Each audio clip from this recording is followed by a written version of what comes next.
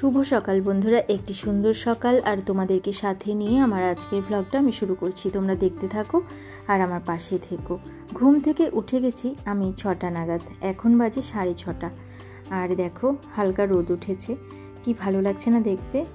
শীতকালের সকালটা দেখতে সত্যিই অন্যরকম হয়। এখন তো খুব একটা শীত পড়েনি, দুপুরবেলাটা বেশ গরমই লাগে, সকালের দিকে আর সন্ধ্যের পর থেকে হালকা ঠান্ডা লাগে।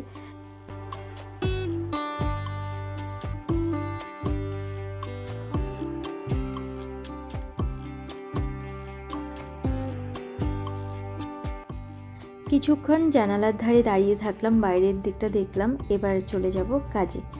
আর দেখো আমি হাত মুখ ধুয়ে ফ্রেশ হয়ে নিয়ে চলে এলাম ঠাকুর ঘরে। গোপাল সোনাকে জাগাতে হবে, আর গোপাল সোনা আমার বিশ্রাম করছেন, একটু দেখিয়ে দিই। এই যে গোপাল সোনাকে এখন জাগাবো, তার হাত মুখ মুছিয়ে দিয়ে তারপরে সেবা দেব, তারপর আমি চলে যাব রান্নাঘরে।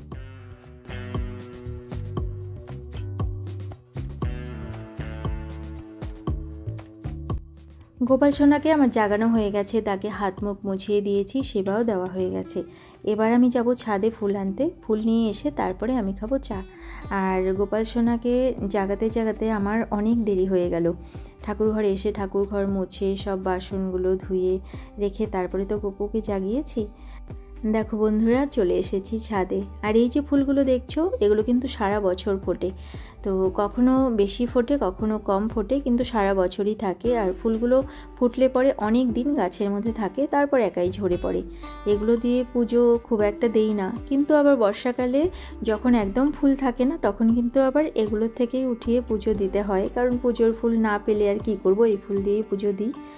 তো ফুলগুলো বেশ সুন্দর, তাই তোমাদেরকে একটু দেখিয়ে দিলাম। আর তারাগাদা আছে, অনেক দিন থেকে তারাগাদাগুলো ফুটছে। এবার মনে হয় এগুলো শেষ হয়ে যাবে, গাছগুলো দেখো খারাপ হয়ে গেছে, ফোটা শেষ হয়ে গেছে আর কি। অল্প অল্প কুড়ি আছে, যে কয়েকটা ফুটবে তারপরেই ফোটা বন্ধ হয়ে যাবে। আর শীত পড়লে হয়তো সেগুলো আর ফোটে না। আর এখানে দোপাটি আছে, আর এই যে এখানে আছে চন্দ্রমল্লিকা। এগুলো কাটিং করে রিজুর বাবা লাগিয়েছে। এগুলো কিন্তু বারান্দায় নিয়ে যাবে, বারান্দায় নিয়ে গিয়ে গ্রিলের মধ্যে ঝুলিয়ে দেবে। আর যখন সেই ফুলগুলো ফুটবে শীতকালে, যখন বেশি শীত পড়বে আর কি, এত যে সুন্দর লাগে দেখতে কি বলবো। আগে তো পিটুনিয়া লাগাতো, এখন পিটুনিয়া খুব একটা লাগায় না, এবার দেখি চন্দ্রমল্লিকাই লাগিয়েছে। আরেকবার লাগিয়েছিল চন্দ্রমল্লিকা আর ডালিয়া, সেবার অনেক বড় বড় ডালিয়া ফুল হয়েছিল। আর তখন ছবি তুলে রেখেছি, কিন্তু কোনো ভিডিও করা হয়নি। ভিডিও থাকলে হয়তো তোমাদেরকে একটু দেখিয়ে দিতাম।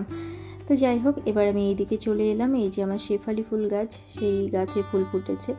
রোদের জন্য দেখো কেমন যেন হয়ে যায় ফুলগুলো। এই যে এখানে পড়েছে, এগুলো আমি আগে তুলে নেব, তারপরে অন্যান্য ফুলগুলো তুলবো।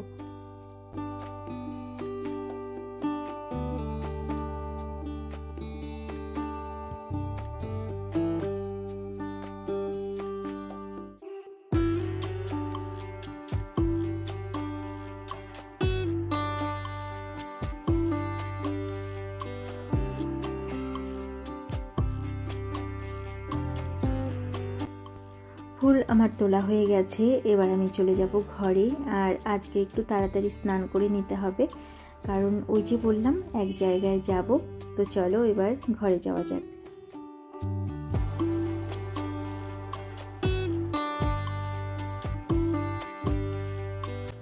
ফুল নিয়ে এসে রেখে আমি চা খেয়ে তারপরে চলে গেছিলাম স্নানে। স্নান করে এসে ঠাকুর ঘরে চলে এসেছি, আর পুজো দেওয়াও আমার হয়ে গেছে। তোমাদেরকে একটু দেখিয়ে দেই। দেখো ফুলগুলো এত সুন্দর, বিশেষ করে ওই যে হলুদ রঙের জবা ফুল দুটো, কত বড় তাই না?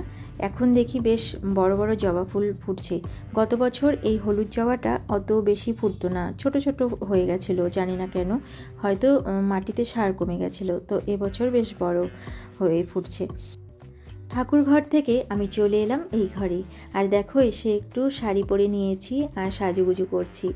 রিজুকে বললাম একটু ভিডিও করে দাও, আর রিজুর সঙ্গেই কিন্তু আমি কথা বলছিলাম। ওকে জিজ্ঞেস করছিলাম যে বাবা আমাকে কেমন লাগছে। ও বলছিল যে ভালোই লাগছে, তো তুমি আরেকটু সাজুগুজু করে নাও, তাহলে আরেকটু ভালো লাগবে। তো আমি এখন রেডি হচ্ছি, আর রিজুর বাবা গেছে ওই বাড়িতে গাড়িটা আনতে। দেখো বন্ধুরা, রেডি হয়ে গেছি।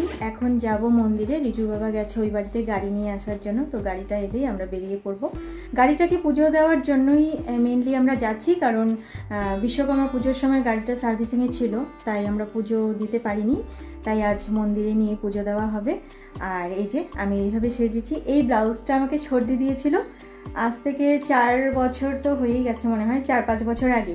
তো সেটা আর পরা হয়নি, আজ ভাবলাম এটা পরি। আর এই যে বাবা এই জামাটা পরেছে। আর আজ এই শাড়িটা পরেছি। এই শাড়িটা আমি নিয়েছিলাম যখন আমরা দীক্ষা নিয়েছি, তখন পরেছিলাম ওই দিন।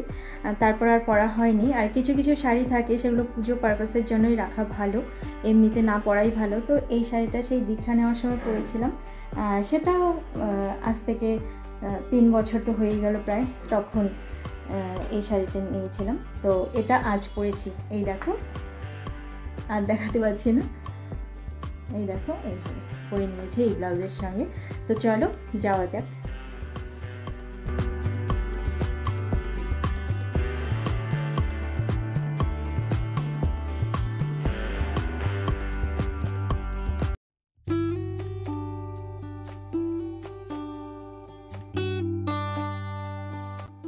আমরা কিন্তু মন্দিরের উদ্দেশ্যে রওনা দিয়ে দিয়েছি। আর আমি আর রিজু পেছনে বসেছি, আর আমার কোলে আছেন গোপুসোনা। রিজুর বাবা তো গাড়ি চালাচ্ছে। আর এই যে গোপুসোনাকে একটু দেখিয়ে দিই। গোপুসোনাকে পুজো দিয়ে তাকে আবার সাথে করে নিয়ে এসেছি। আমরা যেখানেই যাই, যদি সম্ভব হয় তাহলে গোপুসোনাকে নিয়ে যাওয়ার চেষ্টা করি। সব জায়গায় হয়তো নিয়ে যাওয়া হয় না, তবে কিছু কিছু জায়গায় নিয়ে যাই। তাছাড়া ভগবান তো সবসময় আমাদের সাথেই থাকেন, তাই না?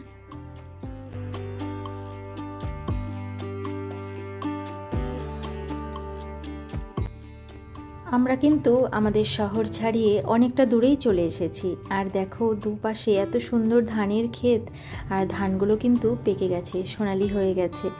এবার এগুলো কাটার পালা।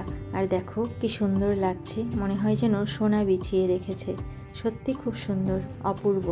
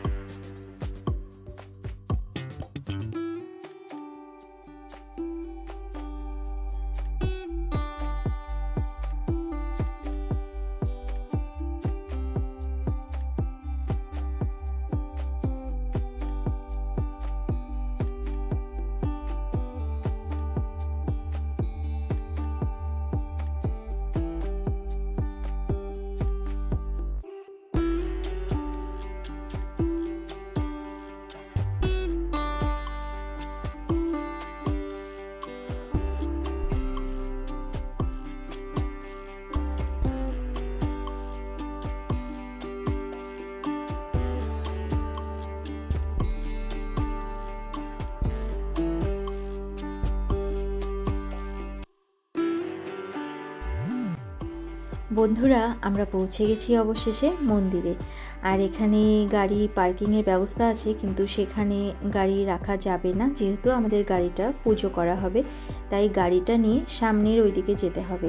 এখানে একটা দোকানে জিজ্ঞেস করা হলো যে গাড়িটা কোথায় রাখবো, এখানে এসে পুজো দেবেন নাকি ওই দিকে যেতে হবে। তখন উনি বললেন যে না, এখানে আসবেন না, ওনারা ওই দিকে একটা মাঠ আছে, ওখানে রাখতে হবে গাড়ি, ওখানে গিয়ে পুজোটা দেবে। আর দেখো আমরা এখন চলে এসেছি মন্দিরের ভেতরে।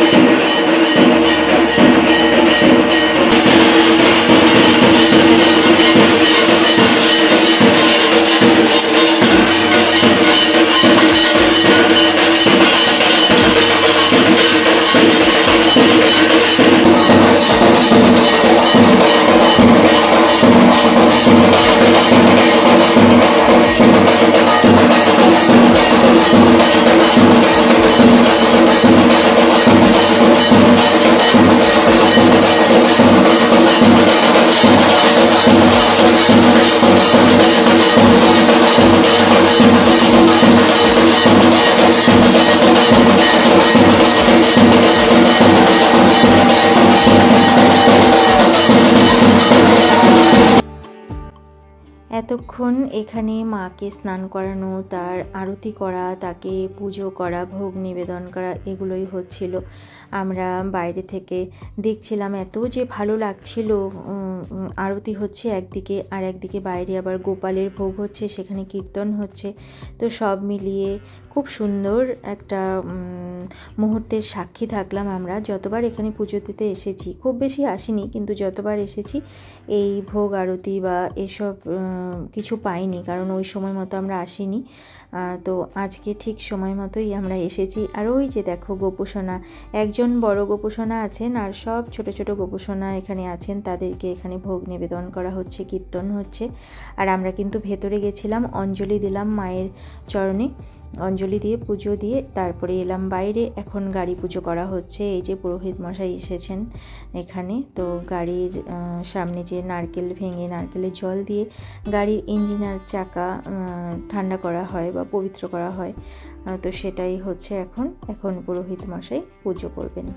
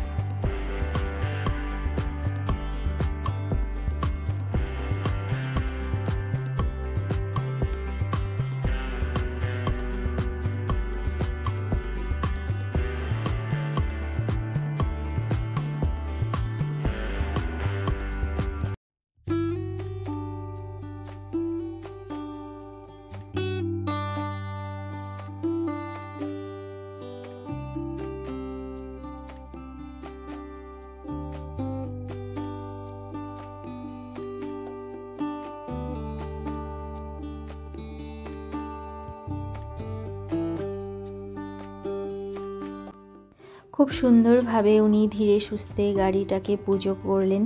এবার সব জায়গায় স্বস্তিক চিহ্ন তো এঁকে দিয়েছেন, গাড়ির সামনে শুধু আঁকা হয়নি, সেটাও এখন এঁকে দিলেন। আর প্রদীপ দিয়ে ধূপ দিয়ে আরতি করে সেই প্রদীপ ধূপ ওই যে বেলগাছ আছে ওখানে দিয়ে এলেন।